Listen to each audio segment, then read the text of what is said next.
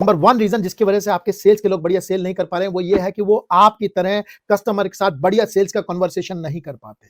वो आपकी तरह कस्टमर की रिक्वायरमेंट को सही से नहीं समझ पाते, कभी कभी कस्टमर को सेटिस्फाई नहीं कर पाते। जब तक वो अच्छी तरीके से कस्टमर से बात नहीं करेंगे सेल नहीं बढ़ेगी। तो इस वीडियो में मैं आपको यह बताने वाला हूं कि सेल्स की अच्छी बातचीत करने की वो कौन सी 6 स्टेज हैं जिस पे हर सेल्समैन को ध्यान देना चाहिए, और इसमें हर एक स्टेज दूसरी स्टेज से जुड़ी हुई है, इसलिए इस वाली चीज को ध्यान से समझिएगा। आपकी मदद के लिए आपको ये वाली चीज बताना चाहता हूं कि आप अपनी सेल्स की टीम के साथ इस वाले वीडियो को अपनी कंपनी में लगा सकते हैं और एक साथ देख सकते हैं ताकि आपको उनको ट्रेन करने की जरूरत ना पड़े। तो क्या है ये 6 सेल्स की स्टेजेस, इस वाली चीज पर बात करते हैं। सबसे पहली जो स्टेज है उसको कहते हैं अंडरस्टैंड कस्टमर रिक्वायरमेंट। मतलब जब आप कस्टमर से बात कर रहे हो तो सबसे पहले आपको उसकी रिक्वायरमेंट समझ में आनी चाहिए। इसके लिए बहुत इंपॉर्टेंट है कि आपकी जो लिसनिंग कैपेबिलिटी है वो बहुत जबरदस्त होनी चाहिए, क्योंकि यहां पे जो अच्छे सेल्समैन होते हैं वो कस्टमर से क्वेश्चन पूछते हैं, सुनते ज्यादा हैं बोलते कम है। तो यहां पे जो टेक्निक होती है वो क्वेश्चन पूछने की होती है ताकि आप कस्टमर की रिक्वायरमेंट निकाल सको, क्योंकि जब तक आप उसकी रिक्वायरमेंट नहीं निकाल पाओगे, अभी मैं आपको आगे बताऊंगा कि आगे की सारी स्टेजेस फेल हो जाए। तो सबसे पहली जो चीज होती है उसमें कस्टमर की रिक्वायरमेंट की लिस्ट बननी चाहिए। आपको ये वाली चीज पता लगेगी, ये वाली जो मेरी स्टेज है एक छोटी सी स्टेज की तरह समझो, जनरेट कस्टमर रिक्वायरमेंट। इसके एंड में आपके दिमाग में या पेपर पे एक लिस्ट बन जानी चाहिए कि भाई क्या क्या कस्टमर के इश्यूज हैं। फॉर एग्जांपल मैं आपको अपनी एक स्टोरी बताता हूं। यहाँ पे यूके में मैं अपनी वाइफ के लिए गाड़ी खरीदने जा रहा था। तो जब हम वहां पे शोरूम में पहुंचे तो हम फोर्ड के शोरूम में पहुंचे। तो फोर्ड के शोरूम में जब हम पहुंचे तो वहां पे सेल्समैन था, उसने कहा मैडम किसके लिए गाड़ी चाहिए। हमने कहा भाई मैडम के लिए चाहिए। उन्होंने कहा मैडम अब मैं आपको बढ़िया गाड़ी दिखाता हूँ। तो वो हमें फोर्ड के शोरूम में लेके गया। उसने बताया गाड़ी में एक्स वाई इसकी स्पीड ये है। उसने हमारी रिक्वायरमेंट ही नहीं समझी, इसलिए वो हमें गाड़ी के फीचर्स बताता रहा। अब इसके मुकाबले जब हम सेकंड शोरूम में गए, हम टोयोटा के शोरूम में गए, वहां के सेल्समैन ने हमें बुलाया। उसने 2-3 क्वेश्चन पूछे। सबसे पहले उसने पूछा कि मैडम मुझे बताइए किसके लिए गाड़ी चाहिए। मैडम ने कहा मुझे अपने लिए गाड़ी चाहिए। तो उन्होंने कहा मैडम क्या कोई खास चीजें आप इसके अंदर ढूंढ रही हैं। तो मेरी मैडम ने 2 इश्यूज बताया। पहला इशू ये बताया कि जब हम गाड़ी स्लोप पे ऊपर चढ़ाते हैं तो भाई गाड़ी जब स्टार्ट होती है तो नीचे जाने लगती है, पीछे जाने लगती है, इससे मुझे डर लगता है, तो मेरी गाड़ी पीछे नहीं जानी चाहिए। उसने कहा ठीक है मैडम और क्या देख रही हैं आप। उन्होंने कहा कि जब मैं बैक पार्किंग करती हूँ तो मुझे दिक्कत होती है, तो मुझे इसका सोल्यूशन चाहिए। तो आप देखोगे यहाँ पे उसने कहा मैडम और कुछ। हमने कहा नहीं, ये हमारी मोस्ट इंपॉर्टेंट रिक्वायरमेंट है। उसने कहा ठीक है। आप देखिए उसने यहाँ पे क्या बनाई, एक रिक्वायरमेंट लिस्ट बनाई। उसे पता है पहली लिस्ट का पॉइंट ये है कि भाई मैडम को स्लोप पे दिक्कत होती है, नंबर 2 लिस्ट का पॉइंट ये बैक पार्किंग करने में दिक्कत होती है। तो उसने ये लिस्ट बना ली। अब आपके पास भी जब आप ये स्टेज सक्सेसफुली कर लेते हो तो आपके पास क्लियर कट तरीके से उसकी रिक्वायरमेंट लिस्ट बन जानी चाहिए दिमाग में। ये इसकी रिक्वायरमेंट 1 है, ये इसकी रिक्वायरमेंट 2 है, ये इसकी रिक्वायरमेंट 3 है, ये इसकी रिक्वायरमेंट 4 है, क्योंकि इससे अब आपकी सेकंड स्टेज जुड़ती है। जब तक आप ये वाला काम नहीं करोगे सेकंड स्टेज पे फेल हो जाओगे। जो सेकंड स्टेज होती है इसे कहते हैं गिविंग प्रपोजल, और इसे का दूसरा नाम होता है, इसे कहते हैं इशू फीचर मैपिंग। इसमें 3 कीवर्ड है, ध्यान से सुनना। इशू मतलब जो रिक्वायरमेंट या पेन है कस्टमर का, फीचर मतलब आपका जो प्रोडक्ट या सर्विस है वो उसके साथ कैसे जुड़ा हुआ है, मैपिंग मतलब इन दोनों की शादी करवाना। सो इस वाले स्टेज में सेल्स की आपको क्या करना होता है, कस्टमर की जो रिक्वायरमेंट आई है उसकी आपकी सर्विस या प्रोडक्ट में जो चीज है उससे शादी करवानी होती है, और कोई फालतू बात नहीं बतानी। आपको अपने एग्जाम्पल पे लेके आता हूं। जैसे हम फोर्ड के शोरूम में गए, वहां पे वो जो आदमी था उसने हमें फोर्ड के बारे में सब कुछ बताना शुरू करे, भाई कंपनी का इंजन ऐसा है, इसकी इकोनॉमी इतनी, भाई हमें इससे फर्क नहीं पड़ रहा। जबकि दूसरी स्टेज में जब हम गए थे तो टोयोटा वाले ने क्या करा, इशू फीचर मैपिंग करी। याद करिए उसने लिस्ट बना के रखी थी। क्या लिस्ट, कि मैडम को स्लोप पे जाने में दिक्कत होती है, नंबर 2 बैक पार्किंग में दिक्कत। अब उसने इशू फीचर मैपिंग ऐसे करवाई, ध्यान से समझिए। उसने कहा मैडम आप बैठो इसके अंदर। उसने डैशबोर्ड खोला। जब उसने डैशबोर्ड खोला उसने कहा मैडम ये कैमरा है, आप पीछे पार्क करके देखो। तो पीछे बहुत बड़ी एनिमेशन बन के आया, उसमें बेस बन के आ रही, तो हमें समझ में आ गया यार ये तो पीछे का पूरा कैमरे में दिख रहा है, तो हमारी ये प्रॉब्लम सॉल्व। उसने मैडम ये ओके है आपके लिए, आप एक बार पार्क करके खुद देख लो। तो मैडम ने पार्क करा, कहा भाई हाँ भाई ठीक है। उसने कहा मैडम अब मैं आता हूं आपकी दूसरी प्रॉब्लम पे। दूसरी प्रॉब्लम आपकी स्लोप पे। तो मैडम ये ऑटोमेटिक गाड़ी है, जब ऑटोमेटिक गाड़ी है जब आप वहां पे रोकोगी तो ऐसा नहीं होगा, जब आपको स्टार्ट करना होगा तो गाड़ी पीछे जाएगी, वो वहीं से स्टार्ट होगी, तो आपको इसकी टेंशन लेने की जरूरत नहीं है। तो यहाँ पे उसने क्या करा, इशू फीचर मैपिंग। 2 रिक्वायरमेंट थी, उससे रिलेटेड गाड़ी में कौन कौन से फीचर्स हैं जो इस चीज को कर रहे हैं। ये बहुत इंपॉर्टेंट स्टेज होती है।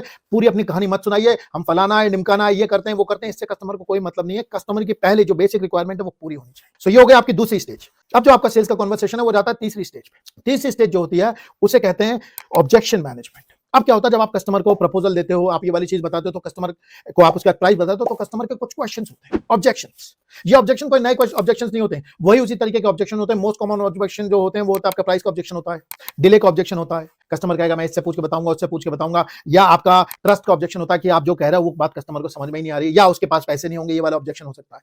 तो यहाँ पे जो तीसरी स्टेज होती है उसमें आपका काम होता है कस्टमर की सारी ऑब्जेक्शंस को मैनेज करके आंसर देना। यहाँ पे एक चीज करके रख लीजिए, आप देखोगे, आप अपने पिछले 50 सेल्स के कन्वर्सेशन याद रखो, आप देखोगे आपके पास जो ऑब्जेक्शंस आए होंगे वो 5-6 ही आए होंगे। सो आपके पास एक बनी बनाई लिस्ट होनी चाहिए ऑब्जेक्शंस की। ऑब्जेक्शन नंबर 1 है, हमारे कस्टमर प्राइस का ऑब्जेक्शन देता है। नंबर 2, हमारे कस्टमर को ट्रस्ट का ऑब्जेक्शन होता है। नंबर 3, हमारे कस्टमर को डिले का ऑब्जेक्शन होता है, कहता है पार्टनर से पूछ के बताऊंगा, बीवी से पूछ के बताऊंगा, एक्स से पूछ के बताऊंगा। और आपके पास इन ऑब्जेक्शंस के आंसर लिखे हुए होने चाहिए।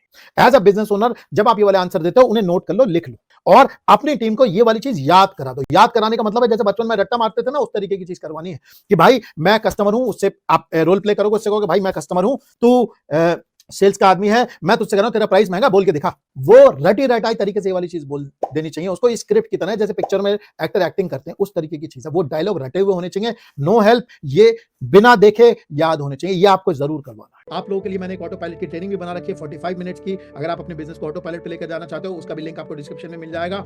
तो ये हुई आपकी तीसरी स्टेज। जो चौथी स्टेज होती है, ये स्टेज होती है आपकी नेगोशिएशन की स्टेज। यहां पे कस्टमर क्या करता है, जब आपके साथ प्राइस की नेगोशिएशन कर रहा होता है, वो कर रहा हो, तो यहां पे आपको उसके मेनली प्राइस के ऑब्जेक्शन को मैनेज करना होता है। आप उससे कहते हो कि सर पहले मुझे ये बताओ कि आपको क्या ये चीज पसंद आई है कि नहीं, क्योंकि अगर ये चीज आपको पसंद नहीं आई तो इसकी वैल्यू 0 रुपीज है। सो पहले उससे अग्रीमेंट लीजिए इस वाली चीज में, हाँ भाई जो तुम चीज दे रहे हो काम की, उसके बाद हम प्राइस पे जाएंगे। उसके बाद आप जाके इस वाली चीज को क्या करते हो, नेगोशिएट करते हो। तो आपके सेल्स के लड़के को पूरी तरीके से पता होना चाहिए कौन सा मार्जिन है जिस तक वो जा सकता है, उसके आगे डील कैंसिल हो जाएगी। ये वाली चीज क्लियर कट तरीके से आपके सिस्टम में डिफाइंड होनी चाहिए। उसके बाद आती है आपकी पांचवी स्टेज सेल्स की, जिसे कहते हैं क्लोजिंग। ये वो जगह है जहां पे सबसे ज्यादा गड़बड़ होती है। अच्छी बात हो जाती है, रिक्वायरमेंट सही से समझ ली, लेकिन यहां पे जो अपना कस्टमर होता है वो कहता है भाई मैं तुम्हें सोच के बताऊंगा, और यहां पे होती है गड़बड़, क्योंकि यहां पे एक सिस्टम होता है जो आपको तोड़ना पड़ेगा। यहां पे दो लोग मेहनत कर चुके हैं, जो आपका सेल्स का लड़का है वो मेहनत कर चुका है, वो कस्टमर को से बात कर चुका है, अब उसे ना सुनने से डर लग रहा है। तो कस्टमर जब उससे कहता है मैं सोच के बताऊंगा, वो कहेगा हाँ मेरे लिए फेवरेबल आंसर है। वो इसलिए फेवरेबल आंसर है क्योंकि यार मुझे ना तो नहीं सुनने को मिल रही, हो सकता है बाद में हाँ हो जाए, तो मैं इसे पुश नहीं करूंगा। तो वो क्या करता है, पीछे हट जाता है। जो कस्टमर होता है वो जब डिसीजन ले रहा होता है तो उसे डर होता है, यार मेरा मामू तो नहीं बन जाएगा, मेरा बेवकूफ तो नहीं बन जाएगा। तो वो क्या करता है, कभी कभी पोलाइट होता है, वो ये कहता है कि यार मैं बाद में तुम्हें बताता हूं। तो ये उसका तरीका होता है इस कॉन्वर्सेशन से हटने का। एज अ सेल्स पर्सन हमारा रोल होता है उसे डिसीजन दिलवाना।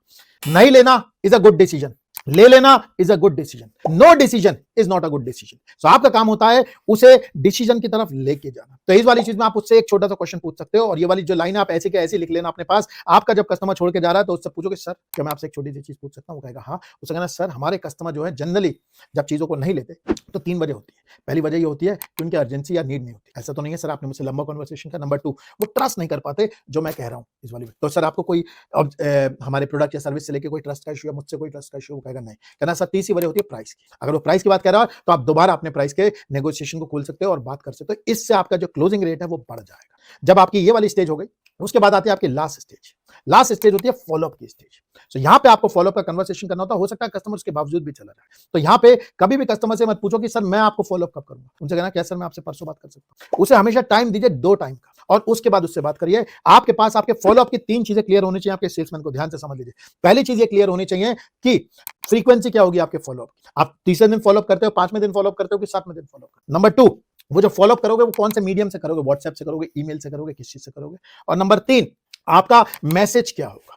तो आप देखोगे ये 6 की 6 स्टेजेस होती है, हर स्टेज इंपॉर्टेंट स्टेज है। आपके पास पूरी सेल्स स्क्रिप्ट में ये वाली चीज बनी हुई होनी चाहिए। तो आप इसे सुधारोगे तो आपकी सेल्स जरूर सुधर जाएगी। अगर आप ये वाली चीज देखना चाहते हो प्राइस के ऑब्जेक्शन को कैसे मैनेज करें, आप ये वाली चीज समझना चाहते हो कि फॉलो अप कैसे करें, तो इससे रिलेटेड आपको यहाँ पे वीडियो के लिंक देखना, आप इन्हें देख सकते हैं। वीडियो पसंद आए तो प्लीज लाइक करिएगा, शेयर करिएगा और चैनल को सब्सक्राइब करिएगा। Thank you very much.